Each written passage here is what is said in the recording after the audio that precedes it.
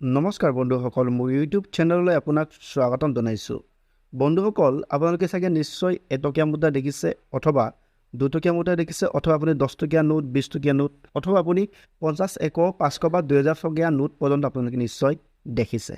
এতিয়া কথা হ'ল, এই যে এটকীয়া মুদ্ৰা, দুটকীয়া মুদ্ৰা বা 5 টকীয়া মুদ্ৰা বা তাৰ পৰা আদি কৰি আপোনাৰ 10 টকীয়া, 20 টকীয়া বা 50, 100 বা 500 টকীয়া নোট যে দেখিছে, আচলতে এই নোটবোৰ প্ৰচলন কৰোঁতে চৰকাৰৰ কিমান খৰচা হয়, অৰ্থাৎ এটকীয়া মুদ্ৰা এটা প্ৰস্তুত কৰোঁতে কিমান টকা খৰচা হয়, দুটকীয়া মুদ্ৰা এটা প্ৰস্তুত কৰোঁতে কিমান খৰচা হয়, বা 10 টকীয়া নোট এখন প্ৰস্তুত কৰোঁতে কিমান টকা খৰচা হয়, বা 100 টকীয়া বা 500 টকীয়া নোট এখন প্ৰস্তুত কৰোঁতে কিমান টকা খৰচা হয়, এই সংক্ৰান্তত আজিৰ ভিডিঅ'টোত মই আপোনালোকক সবিশেষ সকলোবোৰ জনাই দিম।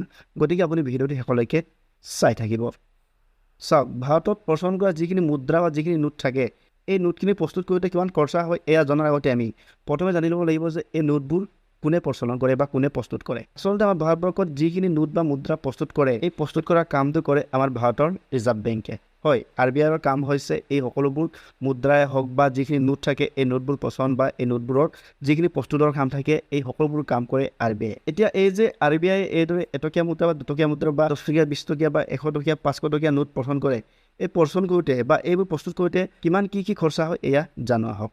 আচলতে আমাৰ ভাৰতবৰ্ষত যিখিনি RBI যিখিনি মুদ্ৰা প্ৰস্তুত কৰে বা যিখিনি নোট প্ৰস্তুত কৰে, এই প্ৰস্তুত কৰাত এটকা মুদ্ৰাটোৰ বাহিৰে বাকী যিখিনি মুদ্ৰা থাকে বা যিখিনি নোট থাকে, এই নোটখিনি প্ৰস্তুত কৰোঁতে কোনো ধৰণৰ লোকচান নহয়।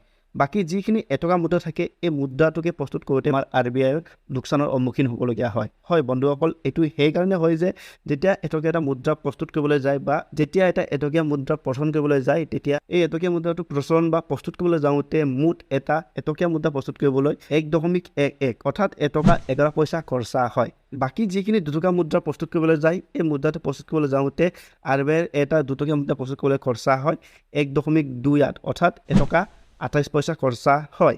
বাকী যিখিনি 5 টকীয়া মুদ্ৰা থাকে, এই মুদ্ৰাটো প্ৰস্তুত কৰিবলৈ যাওঁতে RBIৰ খৰচা হয় 3.69 অৰ্থাৎ 3 টকা 69 পইচা খৰচা হয়। ইফালে বাকী নোটৰ ক্ষেত্ৰত যেতিয়া এটা 10 টকীয়া এটা নোট প্ৰস্তুত কৰিবলৈ যায়, তেতিয়া এটা 10 টকীয়া নোট প্ৰস্তুত কৰিবলৈ যাওঁতে RBIৰ খৰচা হয় 5.54 অৰ্থাৎ 5 টকা 54 পইচা খৰচা হয় এখন 10 টকীয়া নোট প্ৰস্তুত কৰোঁতে। ইফালে বৰ্তমান 2000 টকীয়া নোট প্ৰচলন নহয় যদিও, যদি 2000 টকীয়া নোট প্ৰচলনৰ ক্ষেত্ৰত যদি চোৱা যায়, দেখা যায় যে এখন 2000 টকীয়া নোট প্ৰস্তুত কৰিবলৈ খৰচা হয় RBIৰ 4 টকা।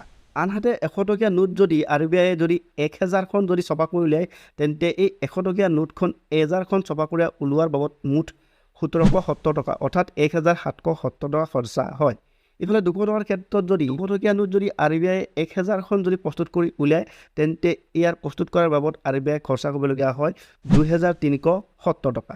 ইফালে যিখিনি 500 টকীয়া নোট আছে, এই 500 টকীয়া নোটখন প্ৰস্তুত কৰোঁতে যদি এই 500 টকীয়া নোটখন RBIয়ে 1000খন যদি ছপা কৰি উলিয়ায়, তেন্তে এই 500 টকীয়া নোটখন 1000খন ছপা কৰি ওলোৱাৰ বাবদ খৰচা হয় 2290 টকা। গতিকে এইখিনিয়ে হৈছে আমাৰ ভাৰত চৰকাৰৰ যিখিনি RBIৰ দ্বাৰা বা নোট প্ৰস্তুত কৰে, এইসমূহ প্ৰস্তুত কৰিবলৈ যাওঁতে কিমান কি খৰচা হয় বা কিমান কি লাভ হয় বা কিমান কি লোকচান হয়, এই সকলোবোৰ আজি ভিডিঅ'টোত আপোনাক জনাই দিলোঁ। গতিকে ভিডিঅ'টোৰ ইনফৰ্মেশ্যনটো চাই যদি ভাল পালে তেন্তে এটা লাইক কৰিব, কিবা পৰামৰ্শ থাকিলে আপুনি কমেণ্ট কৰিব, আৰু পৰৱৰ্তী সময়ত এনেকুৱা ধৰণৰ ভিডিঅ' চাই থাকিবলৈ আপুনি মোৰ চেনেলটো ছাবস্ক্ৰাইব কৰিব। ধন্যবাদ।